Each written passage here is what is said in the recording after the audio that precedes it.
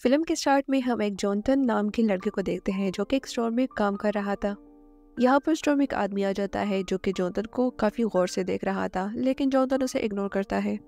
यहाँ पर हम ये जान लेते हैं कि जॉनथन अपने पेरेंट्स के साथ नहीं रहता, वो अकेले रहना पसंद करता है, इसलिए वो ना तो कोई दोस्त बनाता है और ना ज़्यादा किसी से बात करता है। फिर अगले दिन हम देखते हैं कि जॉनथन अपने शॉप की सफाई कर रहा होता है। यहाँ पर वही अजीब आदमी दोबारा आ जाता है और वो इतना करीब आके उसके कांच को नॉक करता है, वहाँ से चला जाता है। ये देखकर जॉनथन काफ़ी हैरान हो जाता है। फिर रात को वो अपने घर आता है और वो टीवी पर एक कमर्शियल देखता है। उस कमर्शियल में हम एक लड़की को देखते हैं जहाँ पर उसका नंबर भी टीवी पे लिखा था। जॉनथन जल्दी से वो नंबर नोट कर लेता है और उसे कॉल करता है।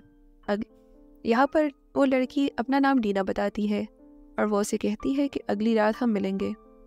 जॉनथन काफ़ी खुश होता है और रात के वक्त वो डीना के पास जाता है। जो पता डीना ने उसको दिया था, वो वही एड्रेस पर जाकर डीना को वहाँ से पिक करता है। वहाँ से वो दोनों एक होटल में जाते हैं खाना खाने के लिए, लेकिन जॉनथन यहाँ पर उस लड़के से काफ़ी शर्माता है।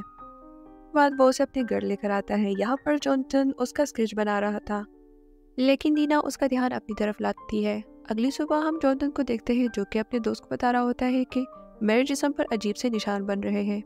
वो दोस्त ये बातें सुनकर काफ़ी हंस रहा होता है उस पर और वो उसे कहता है कि ये मेरे साथ क्या हो रहा है। तब उसका ऑनर उसे कहता है कि तुम्हें डॉक्टर के पास चले जाना चाहिए, ये इन्फेक्शन धीरे धीरे तुम्हारी बॉडी पे भी फैल सकता है।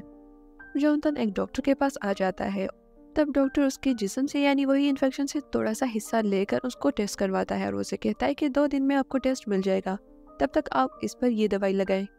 जॉनथन हॉस्पिटल से निकल कर डीना को दोबारा कॉल करता है, लेकिन उसका नंबर ऑफ आ रहा होता है। इसके बाद वो उसके घर तक आ जाता है। वो वही एड्रेस पर डीना के घर आ जाता है, लेकिन जब ये देखता है तो उसको पता चल जाता है कि ये तो डीना का घर था ही नहीं, क्योंकि यहाँ पर और लोग रह रहे थे। लेकिन जॉनथन उस घर के अंदर देखने की कोशिश करता है और जब ये देखता है तो वहाँ पर कुछ अजीब लोग होते हैं जो कि जॉनथन को काफी गौर से देख रहे होते हैं। जॉनथन वो डर कर यहाँ से चला जाता है। फिर जॉनथन घर आकर डीना को दोबारा कॉल करता है, लेकिन इस बार कोई आदमी ये नंबर पिक कर लेता है और उसे कहता है कि ये डीना का नंबर नहीं है, दोबारा इस नंबर पर कॉल मत करना। तन उसका पता लगाने के लिए उसी होटल में चला जाता है जहाँ पर उसने और डीना ने खाना खाया था। वहाँ पर एक औरत उसको काफी गौर से देख रही थी, लेकिन इस दौरान जॉनथन के ऑनर का कॉल आ जाता है और वो उसे अपने घर बुलाता है। जब ये ऑनर के घर आता है तो वहाँ पर कोई भी नहीं होता और हर तरफ अंधेरा होता है। तन उसके घर के अंदर आकर अपने ऑनर को आवाजें दे रहा था, लेकिन घर में कोई नहीं होता। फिर थोड़ा सा आगे बढ़ के उसको कमरे से आवाजें आती है जो कि उसके ऑनर की आवाज थी। और जब ये आगे बढ़ता है तो वहाँ पर एक आदमी जॉनथन पर हमला करता है। बदले में जॉनथन भी उस पर हमला करता है, लेकिन यहाँ पर इतने में पुलिस आ जाती है और वो जॉनथन को गिरफ्तार कर लेती है और इस जुर्म में कि उसने अपने ऑनर के घर में घुसकर उसको मारने की कोशिश की है। तब वहाँ पर डॉक्टर भी आ जाता है और वो जॉनथन को कहता है कि हमें तुम्हारे टेस्ट से कोई भी पता नहीं लगा। तब वो वहाँ पर उसके ऑनर की पिक्चर भी दिखाता है। जॉनथन कहता है कि मैंने अपने ऑनर को नहीं मारा। फिर पुलिस स्टेशन में वहाँ पर जॉनथन के पेरेंट्स भी आ जाते हैं और उसका ऑनर भी। उसका ऑनर बताता है कि जॉनथन मेरे घर में आकर मुझे मार रहा था। जॉनथन कहता है कि ये झूठ है, मैंने तुम्हें नहीं मारा, बल्कि तुमने तो मुझे खुद कॉल की थी कि मेरे घर आओ। यहाँ पर उसके पेरेंट्स ये सोचते हैं कि जॉनथन अकेले रहने की वजह से दिमागी मरीज बन चुका है, उसको एक अच्छी सी डॉक्टर की ज़रूरत है। यहाँ पर जॉनथन की तबीयत ख़राब हो जाती है और यहाँ पर उसको ये लग रहा होता है कि कोई उसको अंदर से टॉर्चर कर रहा है। महसूस होता है कि वो इन्फेक्शन जो उसके जिस्म पर था अब हर जगह पर फैल रहा है और उसको अपने हाथ पर भी खारिश महसूस होती है। इस बाद जॉनथन के पेरेंट्स उसको अपने साथ लेकर जाते हैं ताकि वो उसकी देखभाल कर सके, लेकिन जॉनथन उनके साथ रहना पसंद नहीं करता कि वो दोबारा अपने अपार्टमेंट में जाना चाहता है। तब उसके पेरेंट्स कहते हैं कि एक रात हमारे साथ जरूर गुजारो। रात को जॉनथन को अजीब से ख्वाब आते हैं। जाग जाता है तो उसको अपने घर में किसी का साया दिखाई देता है।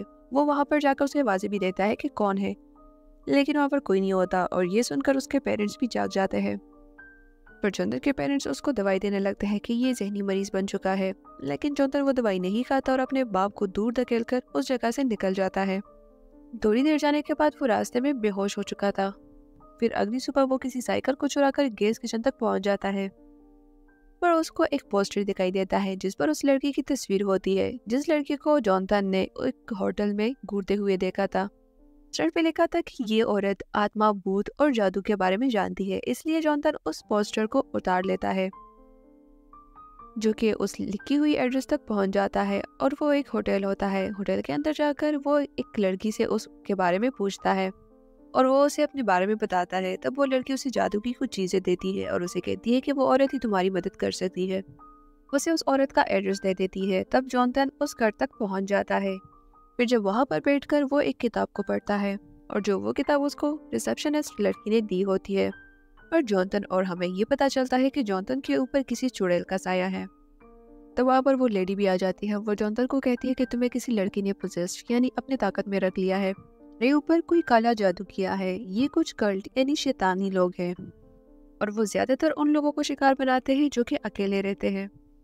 टीना ने तुम्हारे जिस्म पर एक काला जादू किया है। अब तुम्हारे जिस्म के अंदर एक ब्लैक स्ट्रिंग यानी एक काला धागा बनेगा। अगर तुमने खुद उसको अपनी जिस्म से ना निकाला तो वो धागा शैतान आकर खुद निकालेगा, जिसकी वजह से तुम्हारी मौत भी हो सकती है। ये सारी बातें सुनकर जॉनथन उस पर यकीन कर लेता है। वो लेडी उसे एक चाकू देती है और उसे कहती है कि उस धागे को तुम खुद निकालोगे। तब जॉनसन अपने हाथ से वही धागा निकालने की कोशिश करता है। वो धागा निकालता है, जिसकी वजह से जॉनथन को काफी तकलीफ होती है और वो उसे उधर ही छोड़ देता है। वो धागा खुद ब खुद वापस अंदर चला जाता है। फिर अगली सुबह जॉनथन यहाँ पर वो आदमी देख लेता है जो कि हमने फिल्म के स्टार्ट में देखा था। लेकिन यहाँ पर जॉनथन को कोई भी बात समझ नहीं आती और तब वो वहां से चला जाता है। पर जॉनथन उस आदमी को देख लेता है जो कि उसको दीना के घर में मिला था और वो घर छोड़कर जा रहा होता है। तब जॉनथन इस बात का फायदा उठाते हुए उस घर के अंदर चला जाता है, लेकिन वहां पर उसे कुछ भी नहीं मिलता। फिर जब ऊपर जाता है तो उसको कोई आवाजें सुनाई देती है। जब वो उस रूम में चला जाता है तो वो दीना को देख लेता है। यहाँ पर दीना की तबीयत भी काफी खराब थी क्योंकि उसके साथ भी वही मसला था जो कि जॉनथन के साथ था। वहाँ पर टीना एक पेंटिंग की तरफ इशारा करती है और जॉनथन को कुछ बात बता रही होती है, लेकिन वो नहीं बता सकती। उस पेंटिंग में हम देखते हैं कि कोई शैतान किस तरह लोगों को जान से मारता है। दरअसल में ये कल्ट थे जो कि डेविल की पूजा करते थे। कमजोर लोगों को उनका शिकार बनाते थे, यानी उनके अंदर वो ब्लैक स्ट्रिंग शैतान की ताकत होती है। फिर शैतान उसके जिस्म से वो ब्लैक स्ट्रिंग यानी वो ब्लैक धागा निकाल कर उसकी भूख मिटती है इससे, क्योंकि उन लोगों ने पहले दीना को शिकार बनाया था और जब दीना जॉनथन से मिली तो वो भी इस बीमारी का शिकार बन गया था। फिर हम देखते हैं कि वो कल्ट लोग इस घर में वापस आ जाते हैं। फिर जॉनथन एक चाकू लेकर उसके सामने आ जाता है और वो लोग उसे पकड़ने की कोशिश करते हैं, लेकिन जॉनथन के हाथ में चाकू होता है और वो उसी वजह से अपनी जान छुड़ा लेता है। फिर वो सीधा अपने शॉप पर आ जाते हैं अपने ऑनर के पास और उसे सारी बातें बताता है। उसका ऑनर से कहता है कि मैं ये बातें नहीं मानता, शायद तुम पागल हो गए हो, और वो पुलिस को कॉल करता है। कुछ ही देर में वहाँ पर पुलिस भी आ जाती है। जॉनथन सबको समझाने की कोशिश करता है, लेकिन कोई भी उस पर यकीन नहीं करता और उसे पुलिस स्टेशन लेकर जाते हैं। फिर कुछ दिन बाद उसको मेंटल हॉस्पिटल में एडमिट करते हैं। सारे लोग ये समझ रहे थे कि जॉनथन का दिमाग खराब हो चुका है। फिर कुछ दिन बाद जॉनथन खुद ही अजीब अजीब हरकतें कर रहा था क्योंकि उसको पूरे हॉस्पिटल में वो ब्लैक स्ट्रिंग नजर आ रही थी। वो ब्लैक स्ट्रिंग का पीछा करते हुए एक रूम में चला जाता है। वहाँ पर उसे एक आदमी दिखाई देता है जो कि जिसने ब्लैक टोपी पहनी थी, उसी कल्ट का मेंबर था और वो जॉनथन को कहता है कि तुम जल्द ही हमारे डेविल यानी शैतान के पास पहुंचने वाले हो। सुनकर जॉनथन काफी जोर जोर से चिल्लाने लगता है और फिर जब हॉस्पिटल का एक आदमी यहाँ पर आ जाता है तो वो देख लेता है कि यहाँ पर जॉनथन अकेला बैठा है, कोई भी आदमी नहीं है इसके साथ। जॉनथन उसको समझाने की कोशिश करता है, लेकिन फिर वो उसे जॉनथन को आराम करने के लिए कहता है और वो उसे वापस अपने रूम में लेकर आता है। जब थोड़ी देर बाद सारे लोग अपने कामों में मसरूफ हो जाते हैं तो जॉनथन उस हॉस्पिटल से भागने की कोशिश करता है। फिर वो हॉस्पिटल से बाहर भी निकल आता है, लेकिन हॉस्पिटल के काफी सारे लोग उसको पकड़ लेते हैं और उसको बेहोशी की इंजेक्शन दे देते हैं।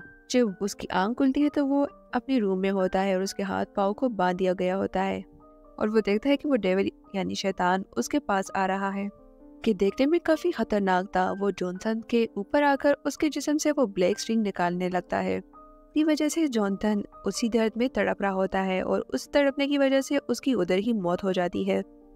जब अगली सुबह नर्स जॉनथन के रूम में जाती है तो जॉनथन को मरा देखकर काफी डर जाती है, पर जॉनथन की हालत बहुत खराब होती है। वो औरत चिल्लाकर और लोगों को बुलाती है। फिर जब वो लोग देख लेते हैं जॉनथन को तो उसके हाथ में वही चाकू होता है जो कि उस लेडी ने उसे दिया था।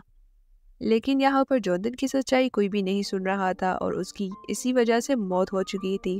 फिर इस मूवी के अगले सीन में हम एक और लड़की को देखते हैं जो कि सड़क पर खड़ी हुई लिफ्ट मांगती है। इसके सामने गाड़ी आ जाती है और हम देखते हैं कि उस गाड़ी में वही कल्ट के मेंबर्स मौजूद हैं जिसने डीना के घर पर भी कब्जा कर लिया था। ये लोग इस दूसरी लड़की को भी अपना शिकार बनाते हैं, इस पर भी काला जादू करना चाहते हैं। पर ये मूवी एंड हो जाती है। तो मुझे कमेंट सेक्शन में ज़रूर बताएं आप लोग को ये मूवी कैसी लगी, और मूवीज़ देखने के लिए हमारे चैनल पर ज़रूर विजिट करें। Thanks for watching.